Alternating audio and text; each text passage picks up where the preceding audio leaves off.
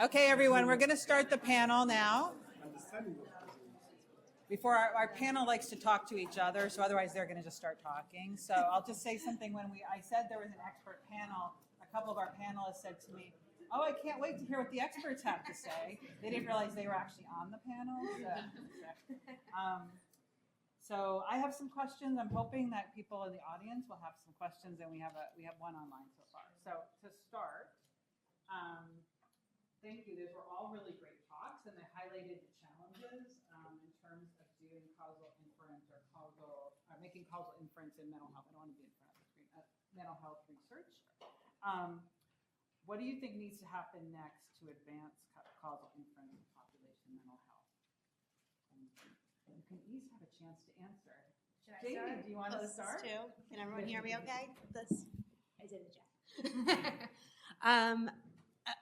Sort of as I mentioned at the end of my talk, I would love for there to be more conversation, and maybe today could be the start of that, of what we might be able to do to use causal inference methods in our psych-epi work in a way that everybody can be comfortable with, right? And that may require a little bit of change to what current approaches are.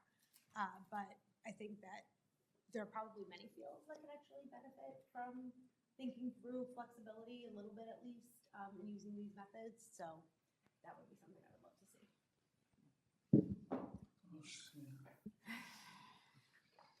Even though I think I was prepared for this question a bit, I don't know what to say. Now you're in front of the audience.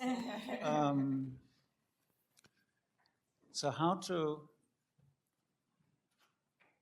get more use of causal? I think there's several approaches. One is, of course, very obvious and simple, and it's the easiest. What we're doing here is the training to get people to think like that. I think what I struggled with most when I sort of learned or had questions that would fit is that the data is not often there.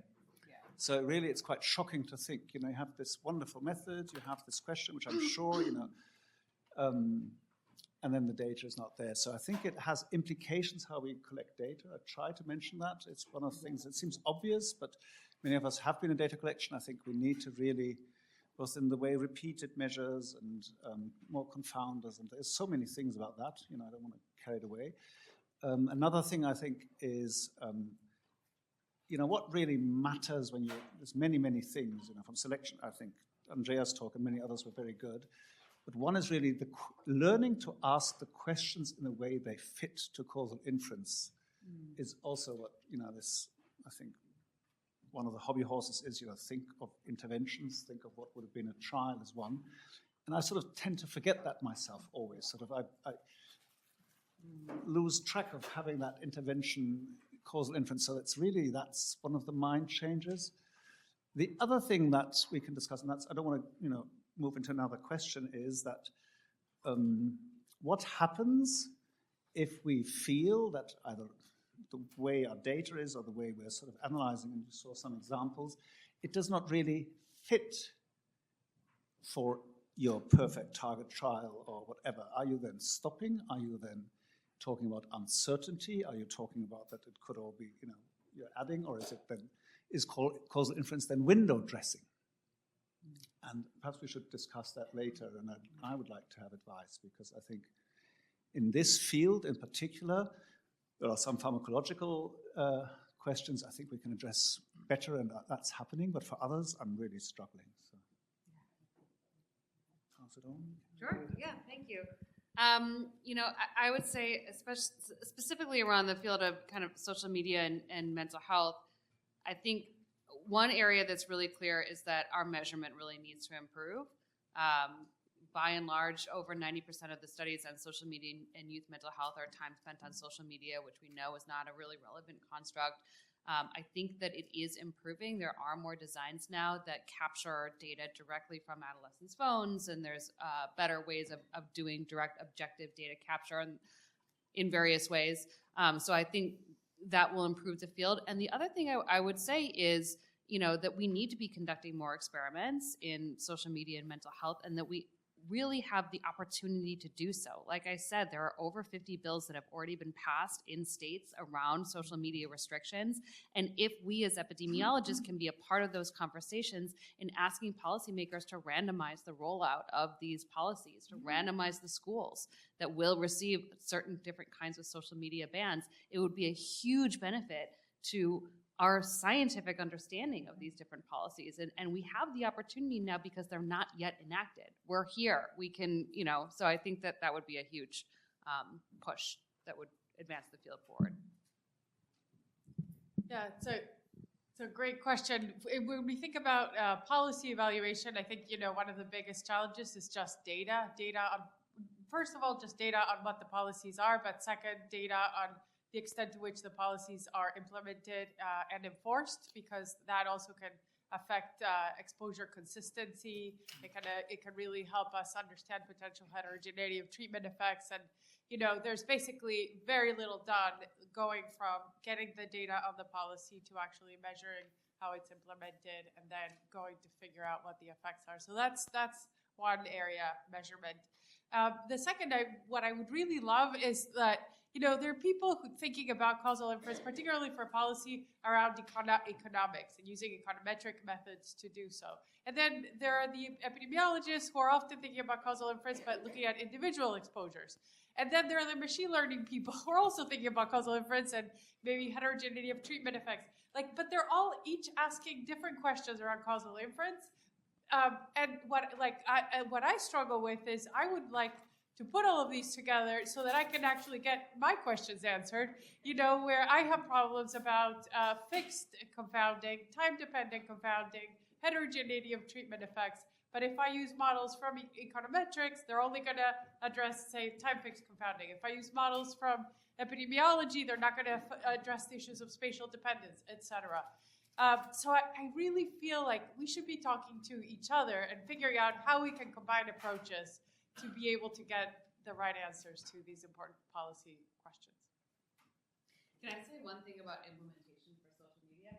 This is just a funny story, which is that a lot of schools in New York City now will require students to lock their phones in a bag at the beginning of the school day. And all the students in New York City now bring 2 phones to school. They lock one in the bag at the beginning of the day, and their real phone they carry around with them. So kids always find a way around enforcement. That's all I'm saying. I have a story like that too. When my son was I was trying to be really strict with screens when my son was in 1st grade, and he was at the school at Columbia, which is a school, elementary school associated, and they did use iPads, and they promised us they have firewalls, they have everything. They're not going to be able to get it on the internet. They'll be very controlled. Within 1 day, some kid had hacked the firewall, had them all watching YouTube. So, yeah, they're smarter than us. They're smart. That's one of the challenges.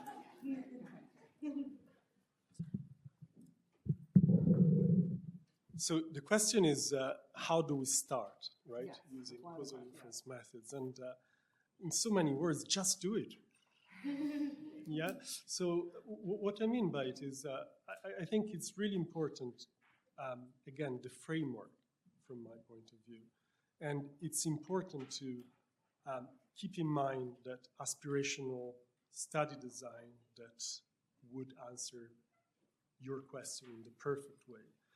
But also realizing that oftentimes that study design is a counterfactual. And of course now we have ways in which we can try to emulate trials here. But still, oftentimes, that's what we have. We have that aspiration. But still we want to take action and learn about those methods, apply them as much as we can. Because reality is there is no study that is going to give us the full answer on causation. Science is cumulative. So if we all try to make small efforts to improve the estimation of these effects, I think ultimately we will be able to do that. And in the meantime, also doing that will safeguard against opinions, which are, I think, increasingly dangerous. So that gets to another question, which is we were talking about is how to influence some of these things, especially, or how these things come up as a journal editor, for example. Are you the only journal editor? Oh, I'm sure not. Yeah, no, right, okay. So yeah, how, and as an editor, in terms of getting reviews on papers or what you look for and that kind of thing, and also given there's probably a lot of students and trainees. here, Yeah, how do since you I think told about my, I can Yeah. tell my I story, know. but I would let somebody else tell a story if they have one. I have many stories. I think it's probably, for me, it's more, how I would think about doing it when I have that. And I guess I would try to be consistent with what I just said. Which is, recognizing that it's hard, and if people make an effort to use these methods, find clever designs, they might actually promote science, perhaps, just a small step, but it will be an advancement. And so when there is an advancement, I would highlight that, but I would invite them to also be mindful of the challenges that they were not able to address with that design or those analyses, so that they can offer a balanced interpretation of the study, but also highlight clearly what the next objectives might be in addressing that question fully. I mean, I would say, as an editor, I'm an editor at more topic specific journals and not really epi journals, and so I find I don't find issues with reviewers who are being too critical of work. I find more often, authors who are not being rigorous enough, and trying to explain epi concepts to a non-epi author list of what is the table 2 fallacy, just kind of things that we now kind of take as accepted in epidemiology. But I will say, as a reader, I find it very frustrating when people use epi methods out of context and apply them poorly, and I have to read those studies and you know what I mean, they're applying this method but not thinking through the measurement issues, not thinking through is this an interesting question to ask. I find that very frustrating.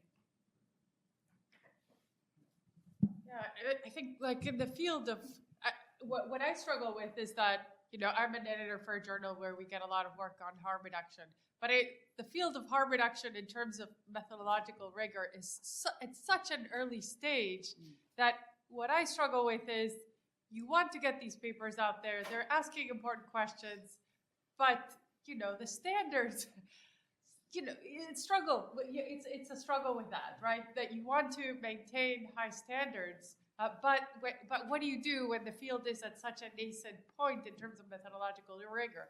You can't just not publish anything, right?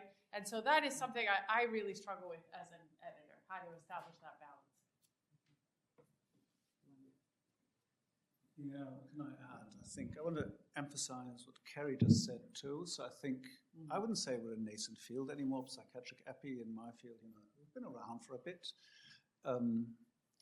We've got quite a tradition. I think the first thing is, before we come to causal inference, is that I think there's a few standards, as you call it, or rigorous, which I would like to add just one in my field, which makes me really nervous, is shared method variance bias. So if the parent reports, or perhaps this child, some of the same person reports on the exposure and the outcome, which is a very simple thing, and it's sort of where I review in psychology, about half the submissions still suffer from that simple but so overwhelming bias, and it's very much recognizable in your work, which is a bit about this too, isn't it? You could have translated much of what you said to shared method variance bias. I mean, that's just the basic. I think we should. So one is that we need to, but it's also tricky because I just came off a debate with one of my heroes, George J.B. Smith, who's very big in the Mendelian randomization, which arguably, of course, is a big causal inference method, and he's completely frustrated and overwhelmed with the application of it now in the field of poorly, he had, forgive me everybody, but he was looking at the Chinese sort of pipeline of doing very poorly conducted Mendelian randomization studies, which became meaningless and partly absurd. And we could go to social media again, or air pollution, the Mendelian randomization studies of social media use, which were completely uninterpretable. And I think the same will happen to target trials. I warn the guys here in the room that have it as a very elaborate method, Miguel, with standards and formatted tables. You want to have it done. It'll come as a method that sort of publishes well and sort of overwhelms the field, and then the causal inference approach will become. That's a tricky balance. I like watered down. watered down. So I don't know. We have Yeah, to that's a good question. both be compromising and accepting, but at the same time having high standards. It's a real tricky Yeah, balance. challenge there. Thank you. Something I was thinking about and was going to do in the introduction, but there wasn't really time, is around measurement, say measurement of mental health or mental disorder. So I had this defined in an earlier version and then I took it out because there wasn't time, but we seem to use the term, I use the term interchangeably to mean we have mental disorders, like full-on major depression. Then we have depressive symptoms where they go up 1 or 2. And then we have EHR data where a clinician gave a diagnosis, and I was on a call, we spent an hour talking about like what does that mean and not mean. So I don't know if anyone wants to reflect on measurement and I don't know what to do about it, but we have so many different ways of measuring where we call it the same thing. Yeah, I think it's a real challenge because EHR data don't often have symptom level measurement. And actually, a funny story is for the data set that I talked about during my talk, the person who led the team that originally established it is a psychiatrist by training, and he knows quite a bit about epi, but is not formally trained in epi. And when we were writing a grant that we got a while back that was unrelated to what I talked about today, I said to him, one of the strengths we have to write a lot about is that you actually have symptom change data, right? And it almost took until the grant went in for me to convince him that that is a better thing than diagnostic data for the questions we have, because losing a diagnosis in a registry doesn't mean anything necessarily, right? We don't know. People could leave, people could get better, people could do a bunch of different things that cause the diagnosis to stop showing up. So I think in psych epi is obviously what I know best, but I also think it's a challenge in particular because a lot of the things we want to study improvement in, we need symptom data for, but that's not the kind of data you're going to have in typical epi data sources.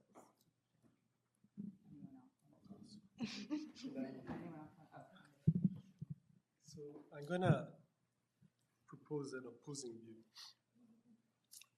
as a clinician. And it is that I agree with you, but... It's a good way to start opposing view. At that point, I think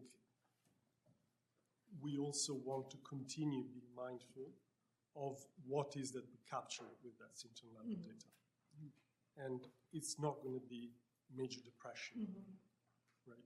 So I want to highlight that, not as a critique to using symptom data, but I think we need to be very careful about the interpretation of the data because we may be sending a very damaging message. I am very concerned that when we misinterpret symptoms for diagnosis and vice versa, but particularly symptoms for diagnosis, we're telling young people, in my case, that if they have some anxiety symptom or if they have some depressive symptom, they have a mental illness. And that's most likely not the case, right? So what they are experiencing might be an emotional response to some challenges that they had. It's not in any way or form necessarily a bad thing, right? We need to have challenges. We need to have sometimes distressing emotional responses to learn how to do things and to improve how we do things, right? So I think in terms of the common measures and metrics for population mental health, of course, we're going to rely on symptoms, but then we need to be very careful on how we communicate the findings from that data. I'd like to add something. This is Magda Cerda, sorry, but they're online. I want to say who it is, or maybe say your name when you answer. I'm sorry. Yeah. So one thing we struggle with when we're doing work on policy effects on opioid-related harms is we're more driven by what data is available in terms of outcomes than what outcome we should be evaluating, right? So there's tons of work evaluating the effect of these policies on overdose deaths. Why is that? It's because we can actually get that data, but it's often not the right outcome to be studying, right? And so then we're comparing the effects of laws that maybe wouldn't be plausibly affect overdoses, but they would affect opioid use disorder, with other laws that would have affected opioid prescribing, but not overdose, et cetera. And we're equating the effect of all of these laws for an outcome that actually is not the right outcome for each type of policy. And so basically we're just being driven by what data is available than what data we should be using given the outcomes that we should actually be studying. So that's a huge struggle, I think. Miguel wanted to, I'll ask you. Miguel, you want to answer the question?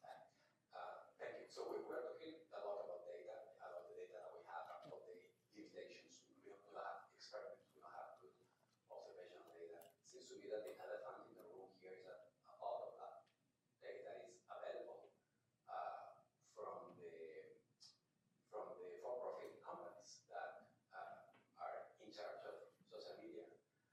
And there are other examples in which we work with for-profit companies, like with drug companies. They have to do experiments before they can put the product in the market, or with insurance companies. We get data from claims. And so there are many examples of industry, academia collaboration to answer some of these questions. Are there any examples with social media companies? What is the role of social media companies? Do they show any interest in answering these questions? Do they collaborate? Well, can you please talk about that? Thank you for the question. I would point people, so there have been some academic partnerships with social media companies, specifically Meta, with mixed success. The public data point that I can point you to, there was a paper that was published. It was a collaboration with Meta where they were examining misinformation around the last election, and they were doing experimental manipulation within Meta users and manipulating the way in which people got information about the election. And the results were published, and it turned out that Meta kept changing the algorithm during the experiment and not telling the researchers. And this was quite a controversy. There was, a lot of public commentaries on the paper that was published that these researchers were really misled because the companies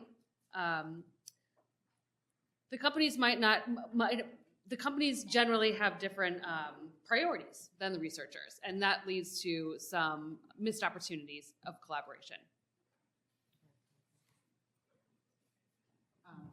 In genetics, there's an example where researchers collaborate, for example, with 23andMe, and that's the one example that I've worked with, and that particular one has actually mostly gone pretty well in most experiences.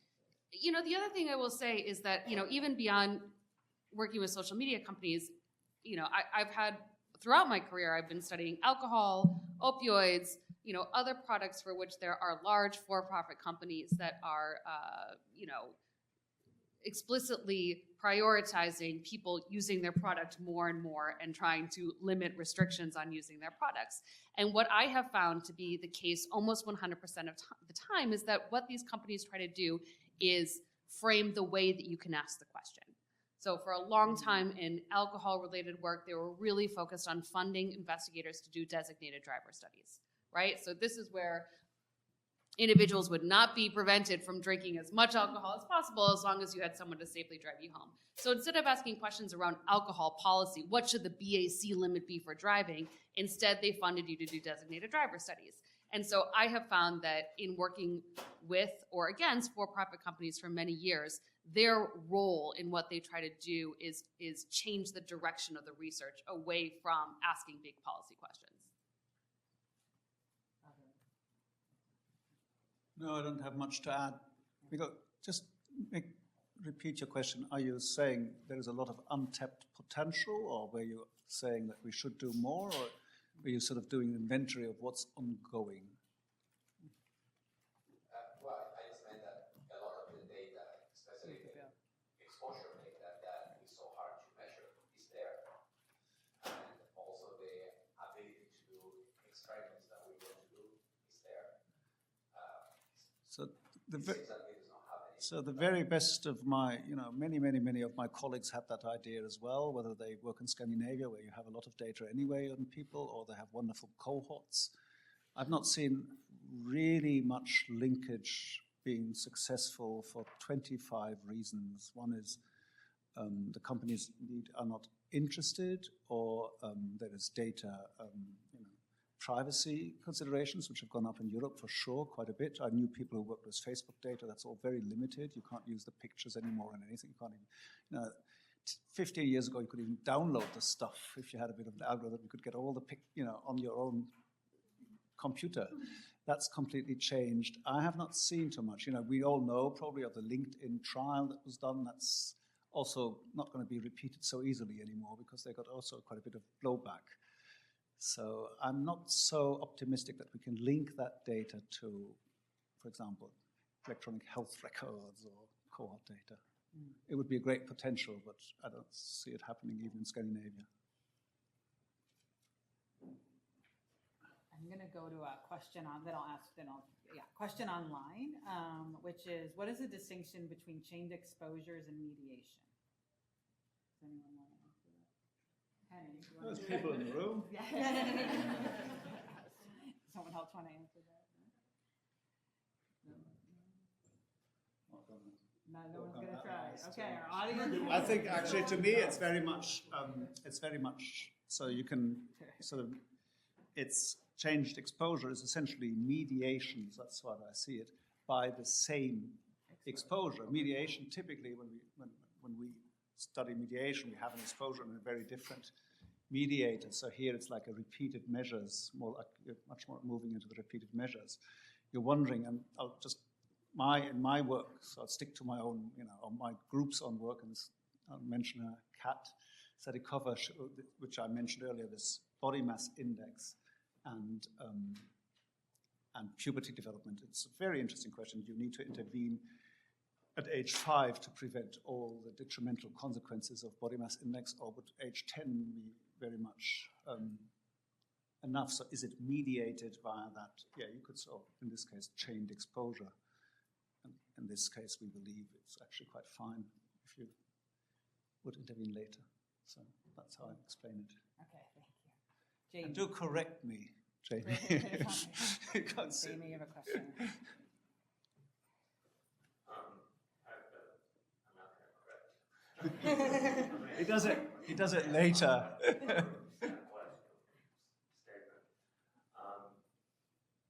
So people here are interested in using causal, getting your community interested in using causal methods. So with some history, I started doing this stuff. No one was interested in using them, seen as an academic exercise.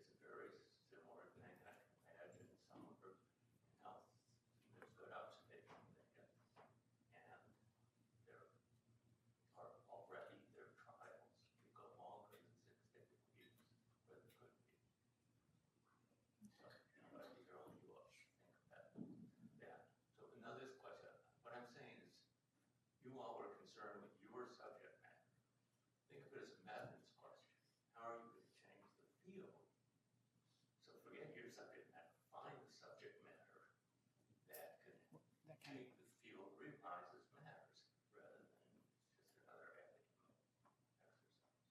Thank you. Do anyone have anything to say about that?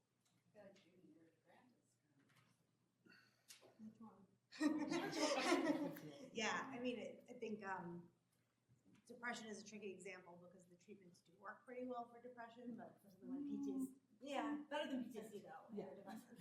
So for PTSD, antidepressants are prescribed all the time, but they don't really work at all for it. So I think part of the trick is that some things, are less even well known than others, to be able to say, here's something that was found in the trial, let's do an observational data and see if we can replicate it.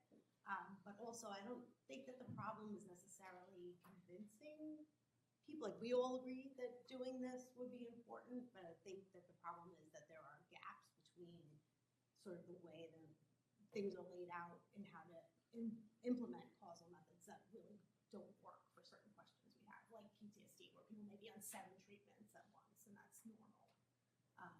How do I isolate a treatment that someone was on to see if that treatment decreases risk for cardiovascular disease at 20 years? I'm afraid we missing the point I was making. Okay. Find the one thing Find what works, you yeah. think Yeah. you might be able to demonstrate stuff, rather Yeah. than telling me about the troubles that you're getting. Because if people are convinced there's one thing, they'll start collecting the data you want. This is not a week or a month project. This is years. Yeah. I think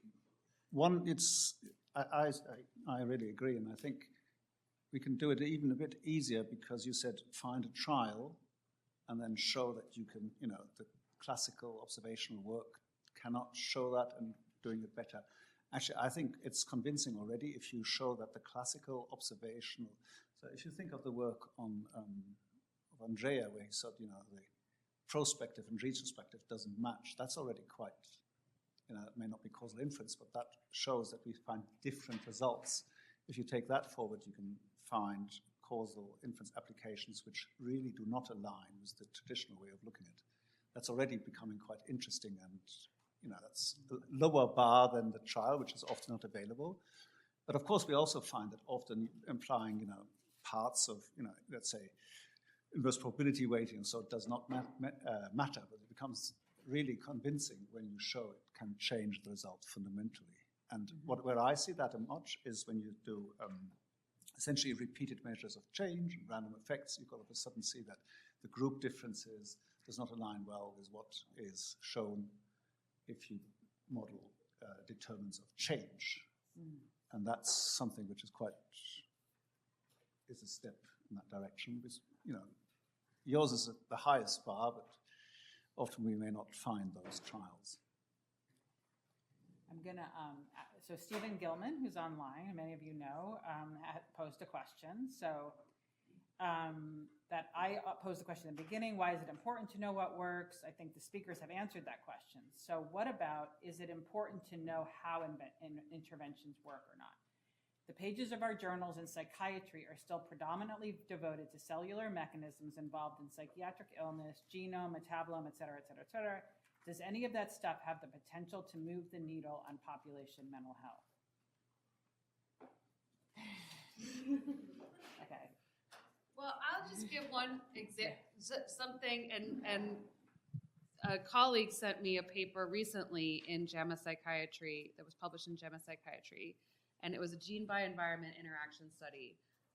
And I don't mean to call out if the authors are here. It's a very well done study. Like, I'm not trying to call it out in any way, but just making the point. So it was a gene by environment interaction study, and the environmental factor was experiencing sexual abuse as a child. And the odds ratio for experiencing depression, for experiencing sexual abuse of a child, was like 9. And the polygenic risk score association was like 1.05. And the conclusion of the abstract said, both genes and environment are really, work together to influence the outcome. But, it's kind of this point of well, technically, yes, but the environmental thing is kind of way more important here than, you know what I mean? And so I think I don't know what that says. I don't know what the solution is, but reorienting our field towards really thinking about social determinants of health, taking them seriously, not as fluffy, soft sciences, but as real policy relevant targets, I think would move the needle on population mental health more than some of these other things, which are also very important. Glad you said that. Let's put that in there. All right. I fully agree with that, and I think the tension there is that often the ideal is, of course, the experiment, but often it's hard to think about what the experiment would be for some of those social exposures, right? And so, given that issue, right, like, I don't know, say income inequality, right, or poverty, we know that those things matter, but we're not going to randomize that, and it's hard to figure out situations where those can be randomized. And I feel like this ends up being, social determinants of health ends up being the poor stepchild, because it's just it's hard to identify the effect. And so, I mean, I really wish we could think creatively about how to answer those questions about, like, I think, Karestan, what you said at the beginning was really compelling. Like, maybe, we should think about treatment is really important, but all these other factors are probably are going to shift the whole distribution, right? But we often can't study them in rigorous ways because we don't know what that target trial is going to be. And so what are the methods to allow us to do that? I would love this group here to be able to answer that. Stephen, I need a beer to answer that question. I don't even get where you're going at. Are you saying it's in social versus biological? I think he's both. I think he's kind of throwing in if you do randomized trials, we don't care about them. In a way, it doesn't matter how it doesn't works. matter. Do I care why the drug works as long as I really establish that it works and perhaps for a longer time? Do I then? So, don't know what to do. I think, Karestan, something else I would say is that maybe Stephen. So first of all, Stephen is very clever because he gave us a very ambiguous message, and we're all trying to. But beyond that, You get to project your own.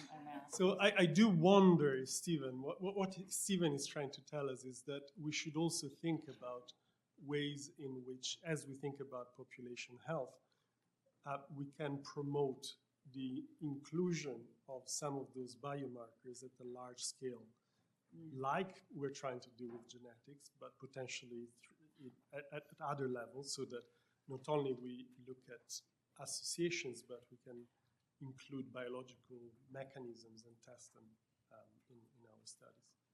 But we will never know if that's what Stephen meant. Yeah, we'll see. He comes back with another question. Okay, you've been sitting patient. So, it's working. Yes, I have a question, to you both as researchers and journal editors. In the morning, I realized that you presented your effects relative to the variability in your study, right? So correlation, standardized regression, Z-score. I personally struggle with the causal interpretation of any such method. So I wonder what is your opinion. I know it's in mental health it's like a tradition. In somatic health it would be very strange to see an effect of an antihypertensive medication as mercury millimeter divided by the standard deviation. But in mental health it's quite common. And I can imagine that as journal editors, maybe in your journals, to decrease this, to improve maybe causal inference, as this is really nothing to do with biology. It's the very study, the variability in the very study. Well, so I very much. I think one reason why we often do that is that we work on proxies. So we work often on latent measures. And so we try to, so we don't have an objective metric like millimeters of mercury, right?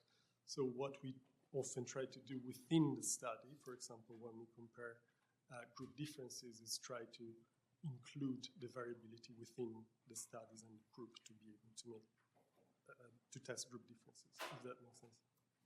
I'll give you another answer, another try of an answer. So I would say, first of all, it's very easy if you have a dichotomous exposure. That serves the purpose. If you have a continuous exposure, probably if you think causally or in interventions, you wouldn't want one standard deviation change. You might rather like to see everybody goes to a certain level or not higher. That would be, if we ever do these policies, it'll not be that everybody would reduce by standard deviation, but to a certain level, for example. My answer to that is yes, that is the next step, that will analyze the data more sufficiently that way to translate it into better interventions. Because indeed, the one SD lower or one SD higher is a very awkward, I don't even know what that means for many other things in body mass index. So I made that clear, but it's sort of, that's indeed the target trial step that's missing. That's my answer. So there's a question online, which is sort of maybe for Andrea. What are the challenges of assessing the effect of childhood trauma on health outcomes in a longer lifespan, like midlife or even older adults, in terms of CVD, dementia, and other aging outcomes? And what can we do on the secondary prevention of childhood trauma for adults who've been exposed? I mean, anyone can answer. But it seems like it's So for secondary prevention, let's start from there. I take that usually as meaning, how do we treat psychopathology that is related to childhood trauma? And so what is quite interesting in that is childhood trauma typically doesn't only predict incidence of psychopathology, but also predicts recurrence of psychopathology, often predicts treatment resistance of psychopathology. And so from a research point of view, I think understanding why that is the case and if that is indeed a causal effect could be quite interesting. And at the moment, we are quite ambiguous about whether that is a causal effect or not. It could be a number of other things, but it's still a good indicator at this point. And secondly, I think if you assume that that's a causal effect, and it is an assumption, then I think it's quite interesting to think that we do have treatments that we use for the sort of paradigmatic trauma-related conditions, so PTSD. And to an extent, as we have seen, they do work, at least to an extent. But because of the way the health systems are organized, not just in this country, but in many other countries, if people don't meet full criteria for PTSD, they will not have access to trauma-focused interventions. So if somebody almost meets criteria for PTSD and has depression, they might continue receiving all sorts of treatment for depressions, but never have access to trauma-focused interventions. So from my point of view, trying to test whether those trauma-focused interventions might be adapted and also effective in other types of psychopathology, which we know are associated with trauma, could be also another way forward. Yeah, go ahead. Actually, I think she's had her hand up. Oh, sorry. Who's had the hand up? Oh, go ahead. Sorry. In the back. Sorry. Yeah, I had a question. It's topic specific. So, like, looking at interpersonal violence in the life course, you know that, like, childhood abuse will lead to or not always, but can lead to re-victimization and, like, intimate partner violence later in life. So, like, when trying to look at mediation between the two, and let's say a physical health outcome as your outcome, a lot of times you can't meet all the assumptions for mediation. So my question is, what do you recommend to do in those cases? Because it is like a mediator when looking at a dad, but you still can't really meet those assumptions.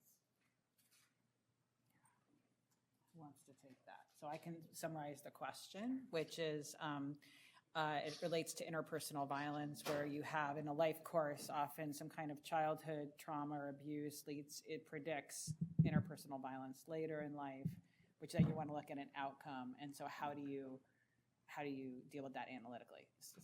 Yeah. Anyone wanna? I mean, I don't mean to be pessimistic, but I don't know that you can. I mean, if there are some limitations of what we're able to do with math, and sometimes if you don't meet the assumptions of the model and you don't have the measures, I don't think you can look at the question. I mean, I don't mean to be, maybe other people have other thoughts. I think it's a little bit what we're all struggling with, though, right? Yeah, no, it's a You wanna do struggle. Causal analysis, but you can't. You don't meet these assumptions. So then do you think it's like you should just forgo looking at mediation at all?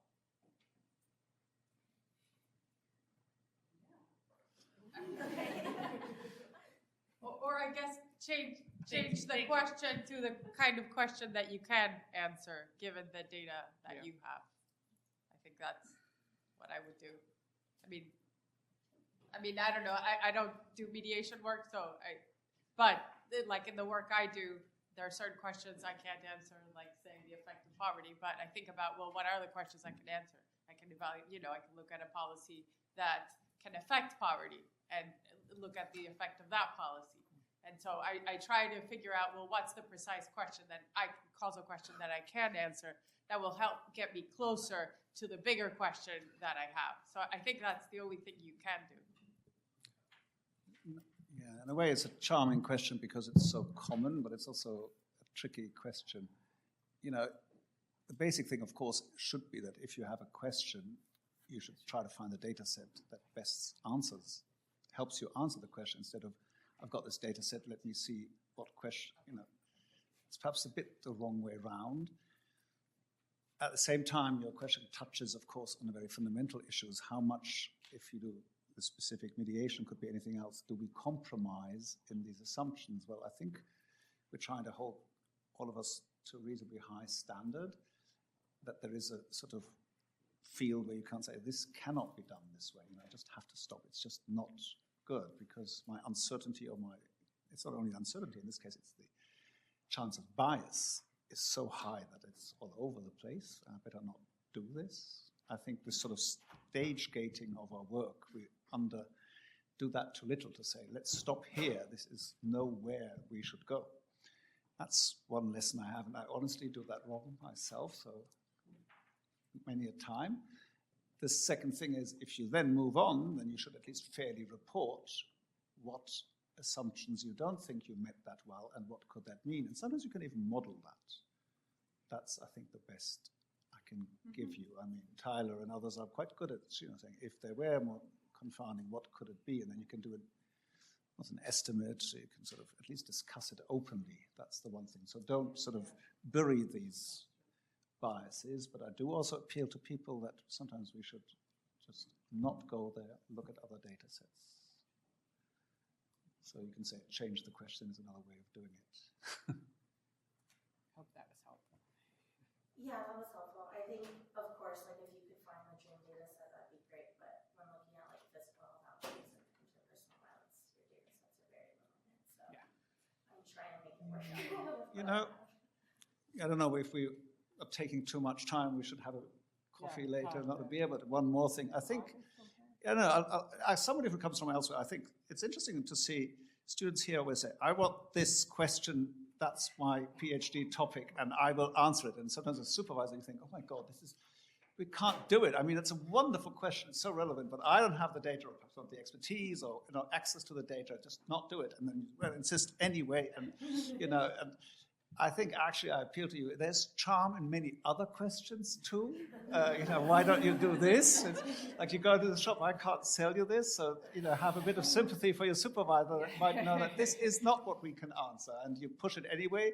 I think you make nobody happy. So I'm not using her to tell her off because I don't know anything about her background. I'm just using you as an example for the many conversations we all know that we think, do understand that sometimes it's better not to try to address the question.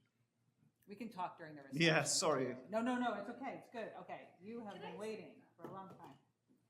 Yes, for a question.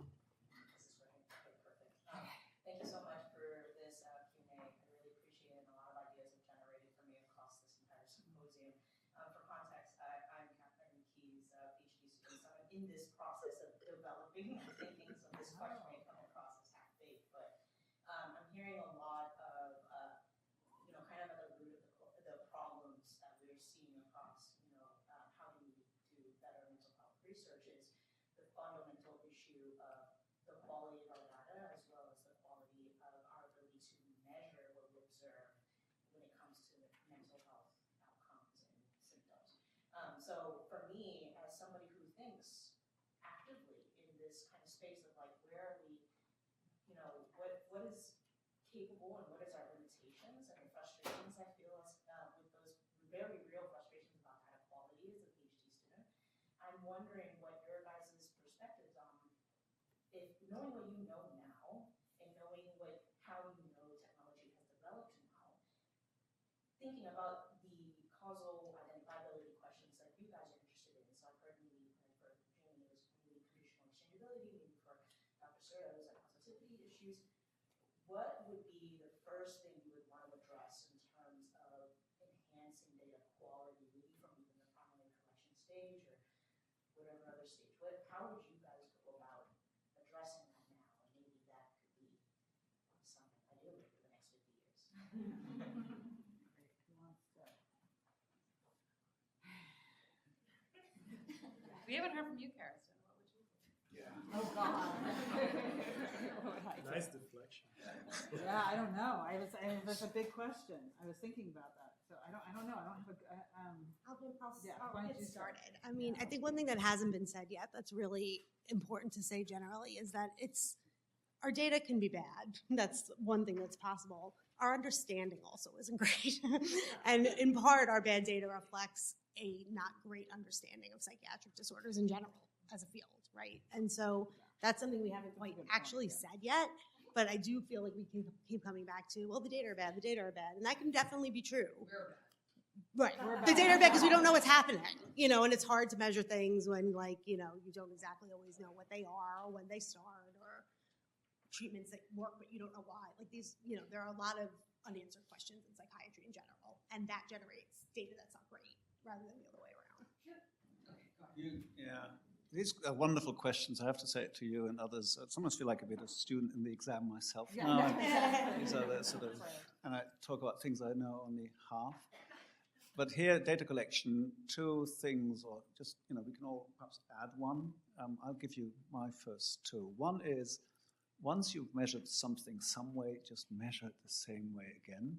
Try to find a good way, validate it, but then don't change it every measure. I go to so many cohorts that there's a new investigator or a new better measure, and then you can never ever align them anymore. It just makes me mad. And honestly, because if you think in repeated measures or change, then you always want it the same thing, and that goes for exposures. If I do my sensitive periods too, measure it the same way. The other thing that, as I'm stealing Andrea's, is do measure it from two, because we have so much measurement error, so much uncertainty, do measure it from two sources. That can be two informants, that sometimes can be, we sometimes call it objective, I wouldn't say so, device-based or others, but often it's very simple to get, both parents or even the siblings. There's so much underutilized there that I always feel we've done a poor job of getting different informants. So those two things. And for social media, just in the ABCD study, to give you an example, you have parents and children report. It's wonderful. I try to do the heritability of parental report of social media use of their children, which you can do very well because you've got twins. What the heritability was 0. Why? Because they just say the same for both twins all the time. They just always say, they do 3 hours, they do 2 hours. It's terrible. Actually, I thought that can't be. They just don't know what their children are doing. They just have such a poor informant. If you go to the children, you get a very nice heritability because each of the twins has a very differentiated report how much they are, and it actually varies quite substantially between twins. Just to give an indication of, different informants tell you that. Otherwise, you would just believe the parents, wouldn't you? Just one thing, and this is a little bit half-baked too, but I'm just kind of reflecting on the discussion that we've been having for the last 45 minutes. And I think one thing that I'm reflecting on is it somewhat depends on the kind of researcher you want to be. And I'm thinking too about Jaimie's question and about, the economists that I work with a lot are very focused on, like we have this set of tool, we have this set of methods, and we go look for questions where those methods would be a good fit. And that's one very valid approach to kind of approaching your research career. Whereas like your question over here around like, what I really want to study is intimate partner violence and how it affects things 20, 30, 40 years later and all the mediators in between. And, we're like, well, you don't have data. So, and Magda kind of reflecting on the work that you do of like, no, we actually need to know what this policy does. Like, I may not have methods that are appropriate, but I actually need to know the answer to this question because people are asking me the answer. And that's true with social media too, like the Surgeon General's warning, like we've got to do something. It doesn't matter if you have the methods or not, something will be done. So there's somewhat of a balance of how you want to approach your research career, whether you're going in from the question or going in from the methods, and where those two meet, I think is probably different for everyone. One thing that I really love when I see it, I think you Carrie do it a lot, is just the value of triangulation when looking at imperfect data. So like, for example, you might be interested in substance use disorders as an outcome of interest. And so then, self-report, treatment data, EHR data, claims, they're all going to have different sources of error to get at that same outcome, but the sources of error may be different. So, those kinds of studies where they actually like thoughtfully think through about, what are the sources of measurement error in each data source? And then they look about, well, can I see common patterns across all of these? Does that tell me something about a signal? Even if it's imperfect, even if the design is imperfect, it can get you a better answer than if as long as you were clear about your assumptions about measurement error, it would give you, I think, a better answer than relying on any one data source. So that to me seems like the way forward, one of the ways forward. Andrea, did you want to? No. So the question is, what should I do, right? And from my point of view, do what you do well and do it consistently. And then, it will build up, I think, a lot of ideas. It will make it easier for you to continue. And I'm sure something good will come out of it. Thank you. Good advice. Do we have time? Any more questions? Did I miss anybody? Oh, yeah, sorry, somebody over there. Oh, yeah, go ahead, yeah. Yes, thank you for the panel. It's very insightful. And I was just trying to reflect on the importance of study design that you mentioned this morning, and data collection, and proactively, seeking collaborators. And like one area that I hear about is like the effect of war, especially on children, on later like depressive symptoms. And I was just wondering whether, like, taking that area or not, you could share about your experience setting up prospective trials and or observational studies with partners like UNICEF or Doctors Without Borders, or agencies that would deliver these like focus group interventions or one-on-one mental health supports, and you could really work both on observational data as well as prospectively designing a trial in collaboration with them. And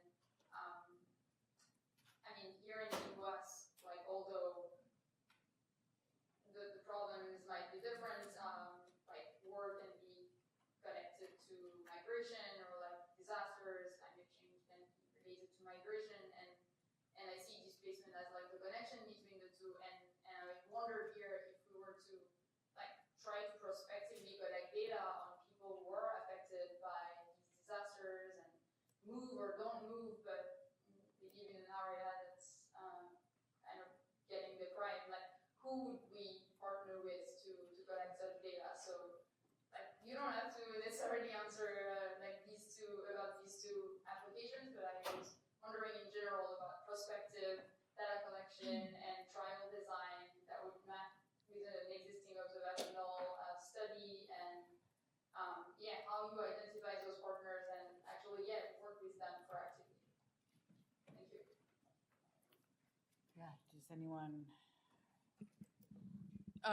Yeah, I mean, I don't do that kind of work, but one of the designs that I've seen, I think are really exciting to, for example, study the effects of conflict. So the issue is that, you know, you could have like a disaster, right, or a war, and then you go in and you do a prospective study, but the problem there is you have no pre-exposure data, right?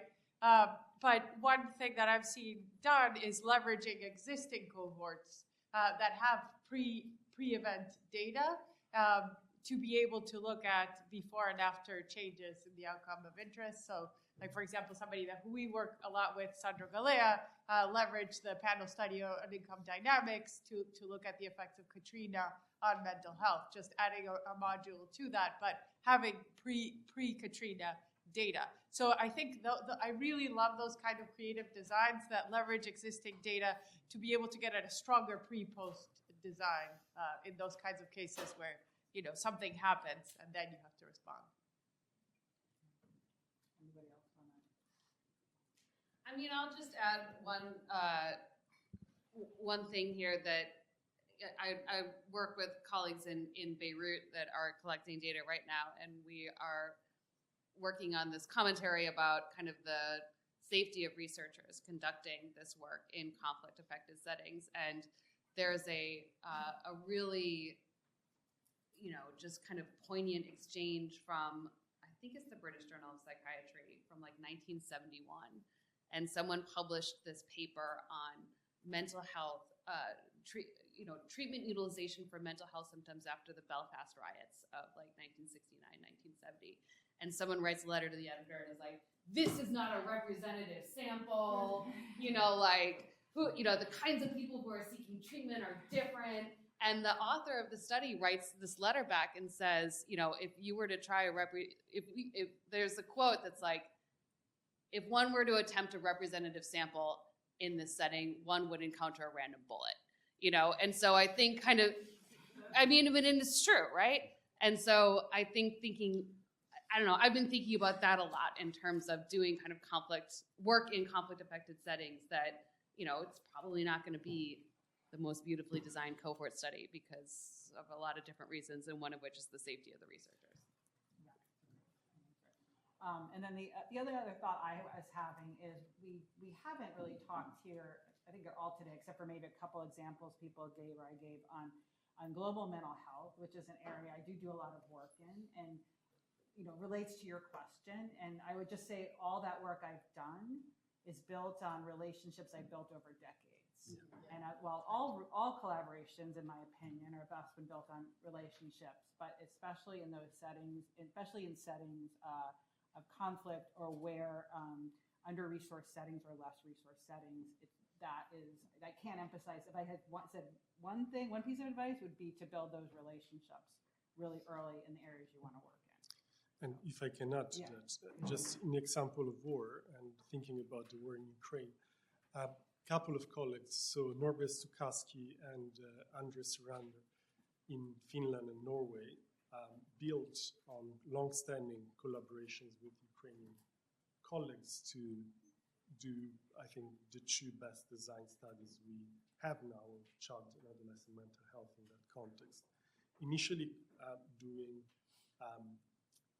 pre-post based on some of the data that was available before the war, but mainly thinking about geographical differences, and that was possible largely a few years ago, but they're still capitalizing on that data, thinking that some areas have been more affected than others, for example. But yes, I think collaborations, of course, involvement, and I think one of the risks often in global mental health is parachuting researchers who want to have one project done and then move on, whereas we see that what really works is ongoing and continued engagement with a community of researchers. Right, local researchers, yes.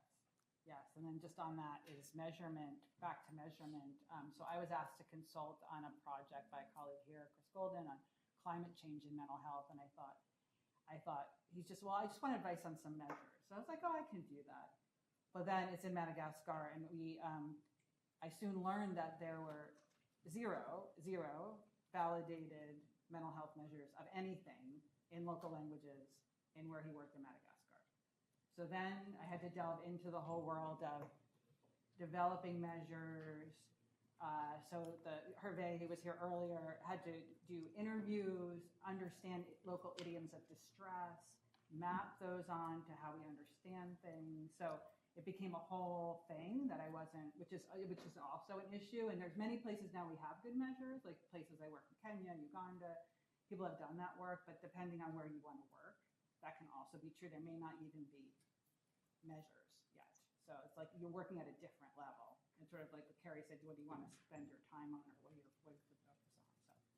So I see we're getting to 3 o'clock. Does any of the panelists have, I want you each to give a last word.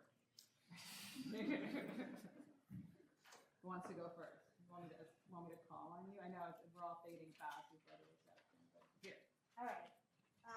With the idea, there's a lot of students and stuff in the audience, so let's be encouraging. I hope nobody. Yeah, I was just gonna say. Now they're all going to go study HIV. I was just gonna say. I really hope nobody leaves this day feeling like, why in the world would I ever go into psychiatry? I as a doctoral student felt very much like I was entering into something that wasn't meant to be paired together. But I persevered anyway. And I love it because I think it is a challenge. We have big challenges that are not found in other areas of research. And that is where the fun is, right? In figuring out what to do about them and how to solve them and how to convince people. So stick around. It gets better. I don't know what to say. Let's continue the work and carry on. Perhaps no, but I think we're doing quite well, actually. I have exercise in one of my classes that we go, well, it was the birth year first, but it didn't work well, so I had to go 25 years back and read an article on your topic. And it's very impressive to see that in this child psychiatric research, we have moved on dramatically in study design. It was very descriptive, and we could, it's much more longitudinal and much more better measurement and so on. So I think keep it on, and if we look forward 25 years, we'll have changed the world. I mean, the thing I'll end on is, kind of the reason that I study psychiatric epidemiology and psychiatric disorders is the importance really for society and for humanity. And, Karestan pointed out, more than 80% of the population is going to experience a diagnosable psychiatric disorder at some point in their lives. And I guarantee that every person in this room either has experience or has someone in your family who's experienced a serious psychiatric disorder.